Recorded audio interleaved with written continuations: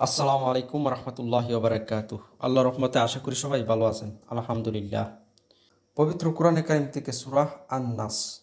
আল্লাহ তাআলা এই সূরার মধ্যে বলেছেন জিনদের কথা, শয়তান জিনদের কথা। বেশিরভাগ এখানে উল্লেখ করা হয়েছে শয়তান জিনদের কথা। আবার বলেছেন প্রত্যেক মানুষের সাথে একজন শয়তান জিন সাথী হিসাবে তার সাথে থাকে।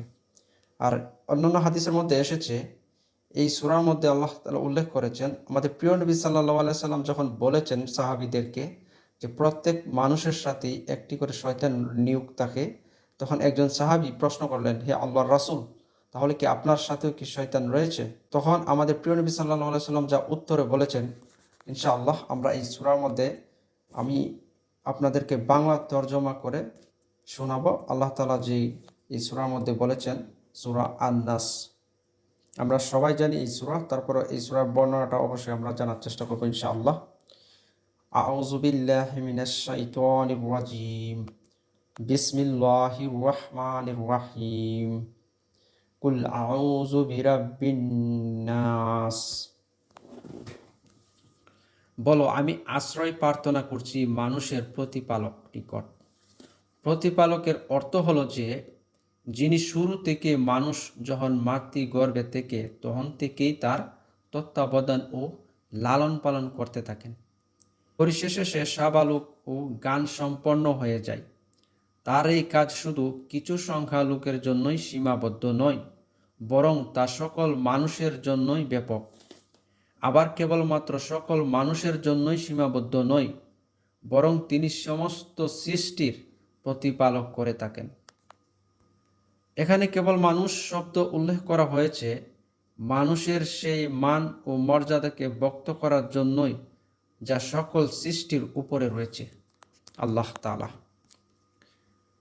তারপর আল্লাহ তাআলা বলেছেন মালিকিন নাস, যিনি মানুষের মালিক, যে সত্তা সমস্ত মানুষের প্রতিপালক ও তত্ত্বাবধান করে থাকেন। তিনি হলেন সকল কিছুর মালিক, অধিপতি ও রাজা হওয়ার উপযুক্ত। তারপর আল্লাহ তাআলা বলেছেন ইলাহিন নাস, যিনি মানুষের উপাস্য ও যিনি সমগ্র বিশেষ পালনকর্তা এবং যার হাতে সারা দুনিয়ার বাদশাহী, তিনি হলেন সর্বপ্রকার ইবাদত ও উপাসনা পাওয়ার যোগ্য এবং তিনি সমস্ত মানুষের একক মাবুদ উপাস্য। সুতরাং আমি সেই সুমহান ও উচ্চ সত্তার নিকট আশ্রয় প্রার্থনা করছি। আল্লাহু আকবার। তারপর আল্লাহ তাআলা বলেছেন মিন শাররিল ওয়াসওয়াসিল খান্নাস, তার মানে আত্মগোপনকারী, কুমন্ত্রণাদার, অনিষ্ট হতে। শব্দটি কিছু উলামার নিকট ইসম ফায়েল কর্তিকার ও এর অর্থ ব্যবহার হয়েছে, আর কিছু সংখ্যা উলামায়ে বলেন এর আসল হলো অসআস বা কুমন্ত্রণা। গুপ্ত শব্দকে বলা হয়। শয়তান তার অনুপল্ল ও পদ্ধতিতে মানুষের অন্তরে নানান প্রকার প্রবলন, কুমন্ত্রণা বা কুমন্ত্র দিয়ে থাকে, তাকেই উসআস বলা হয়। এ শব্দের অর্থ হলো স্বরে পরে আত্মগোপনকারী। এটি শয়তানের গুণবিশেষ। এটি একটি শয়তানের গুণবিশেষ। যেহেতু যখন কোনো স্থানে আল্লাহর জিকির করা হয় তখন সে স্থান হইতে শয়তান সরে পড়ে, এবং যখন কেউ আল্লাহর স্মরণ থেকে উদাসীনী হয় তখন সে তার অন্তরে চেয়ে যায়। আল্লাহ তাআলা এখানে বলেছেন যারা আল্লাহ তাআলার জিকিরে সবসময় মগ্ন থাকে তখন শয়তান এখানে তার কোনো ক্ষতি করতে পারে না, তার থেকে দূরে সরে যায়। আবার যখন কোনো ব্যক্তি যদি আল্লাহ তাআলার জিকিরের থেকে এমনকি আল্লাহ তাআলার ইবাদত থেকে দূরে সরে যায় তখন তাকে শয়তান গ্রাও করে, এমনকি তাকে শয়তানে ছুঁয়ে ফেলে অন্তর পর্যন্ত, ইবাদতের থেকে অনেক দূরে সরিয়ে নেয়। তারপর আল্লাহ তাআলা বলেছেন আল্লাযী ওয়াসওয়াসু ফি সুদুরিন নাস, যে কুমন্ত্রণা দেয় মানুষের অন্তরে। তারপর আল্লাহ তাআলা বলেছেন মিনাল জিন্নাতি ওয়ান নাস, জিন ও মানুষের মধ্যে হতে। অর্থাৎ এই কুমন্ত্রণাদাতা হলো দুই শ্রেণীর। শয়তান জিন এবং শয়তান জিনদেরকে মহান আল্লাহ মানুষকে ভ্রষ্ট করার ক্ষমতা দিয়েও রেখেছেন। শয়তান জিনদেরকে আল্লাহ তাআলা ভ্রষ্ট করার ক্ষমতাও দিয়েছেন। এছাড়া প্রত্যেক মানুষের সাথে একজন শয়তান সাথী হিসাবে সদা বিদ্যমান থাকে। সবসময় একজন মানুষের সাথে শয়তান সবসময় বিদ্যমান হিসেবে থাকে। তারপর সে তাকে ভ্রষ্ট করার প্রচেষ্টা থাকে। আর যে শয়তান মানুষের সাথে থাকে সে তাকে সবসময়, আর যে শয়তান সাথী মানুষের সাথে থাকে তাকে ক্ষতি করার এবং কি বিভ্রান্তি করার সবসময় তার এই চেষ্টাটাই থাকে। হাদিসের মধ্যে বর্ণিত হয়েছে যে যখন নবী সাল্লাল্লাহু আলাইহি সাল্লাম ওই কথা লোকদেরকে বললেন, তখন সাহাবাগণ জিজ্ঞাসা করলেন যে, হে আল্লাহ রাসূল, আপনার সাথে কি শয়তান বিদ্যমান থাকে?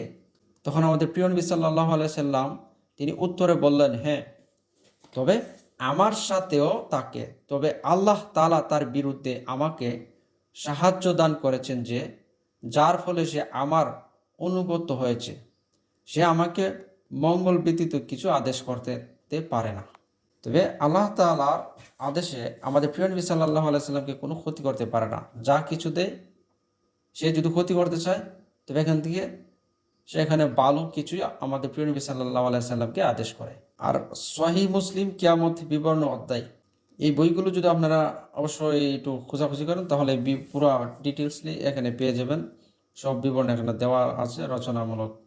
তারপর বলেছেন, অনুরূপ নবী সাল্লাল্লাহু আলাইহি সাল্লাম যখন ইতিকাফ অবস্থায় ছিলেন তখন তার পবিত্রতা সহধর্মিণী সাফিয়াহ রাদিয়াল্লাহু আনহা তার সাক্ষাতে মসজিদে এলেন। সময়টা ছিল রাত্রিবেলায়। সাক্ষাতের পর তিনি তাকে বাড়িতে পৌঁছে দেওয়ার জন্য তার সঙ্গে বের হলেন। রাস্তায় দুই আনসারী সাহাবী পার হচ্ছিলেন। তিনি তাদেরকে ডেকে বললেন, এটি আমার স্ত্রী সাফিয়াহ বিনতে হুয়াই। তারা আরজ করলেন যে, আপনার সম্পর্কে কি আমাদের কোনো কুধারণা হতে পারে, হে আল্লাহ রাসূল? তিনি বললেন, তা তো ঠিক কথা, কিন্তু শয়তান যে মানুষের রক্ত দবনিতে রক্তের মতোই প্রবাহিত হয়, কারণ শয়তান কিন্তু মানুষের রক্তের সাথে প্রবাহিত হয়, তাই তারা পরিবর্তন হতে সময় লাগে না। আর আমার আশঙ্কা হলো যে হয়তো বা সে তোমাদের মনে কোনো সন্দেহ প্রক্ষিপ্ত করে দিতে পারে। সহিহ বুখারী আহকাম অধ্যায় 2। মানুষের শয়তান, মানুষের মধ্যেই কিছু শয়তান আছে যারা উপদেষ্টা হিতকাঙ্গিকার দয়াবান রূপে এসে অপরকে ভ্রষ্ট হতে উদ্ধার করে। কোনো কোনো উলামায়ে বলেন, শয়তান যাদের ভ্রষ্ট করে তারা হলো দুই শ্রেণীর, অর্থাৎ শয়তান মানুষকে যেমন ভ্রষ্ট করে তেমনি জিনকেও ভ্রষ্ট করে থাকে। তবে এখানে মানুষের অন্তরে উল্লেখ তার ভ্রষ্টতার তুলনামূলক অধিকার কারণে করা হয়েছে, যে নচেত জিন সম্প্রদায় শয়তানের কুমন্ত্রণা ভ্রষ্টতার শিকার হয়। কিছু সংখ্যা উলামায়ে বলেন, কোরআনে জিনদের জন্য রিয়াজুল পুরুষ মানুষ শব্দ ব্যবহার করা হয়েছে। সূরা জিন 72-6 নং আয়াত। সুতরাং তারা মানুষের শব্দ শামিল। আল্লাহ তাআলা এখানে জিনদেরকে নিয়ে এবং শয়তান জিনদেরকে নিয়ে আল্লাহ তাআলা এখানে বলেছেন, প্রত্যেক মানুষের সাথেই একটি করে শয়তান থাকে যা প্রতিনিয়ত মানুষকে ভ্রষ্ট করতে এমনকি ক্ষতি করার চেষ্টা করে। আর যারা দিনদার, আল্লাহর জিকির সবসময় তাদের মধ্যে রয়েছে, সেই শয়তান কখনোই তাকে ক্ষতি করতে পারে না। আর যারা উদাসীনী হয়ে যায়, যারা আল্লাহ তাআলার রাস্তা থেকে সরে যায়, যারা গানা বাজনা তাস খেলা এমনকি অন্য খেলার মধ্যে সবসময় নিজেকে নিয়োজিত রাখে, মানুষের অন্যান্য তালবাহানার মধ্যে সে নিজেকে নিয়োজিত রাখে, তার মানে আল্লাহ তাআলার পথ থেকে তখন সে সরে যায়।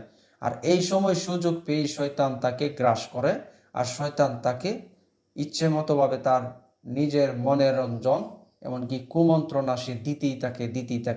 দিতে একটা সময় তাকে অনেক বড় গুনাহ থেকে বড় কবিরা গুনাহ এমনকি তাকে শিরিক পর্যন্ত পৌঁছে দেয়।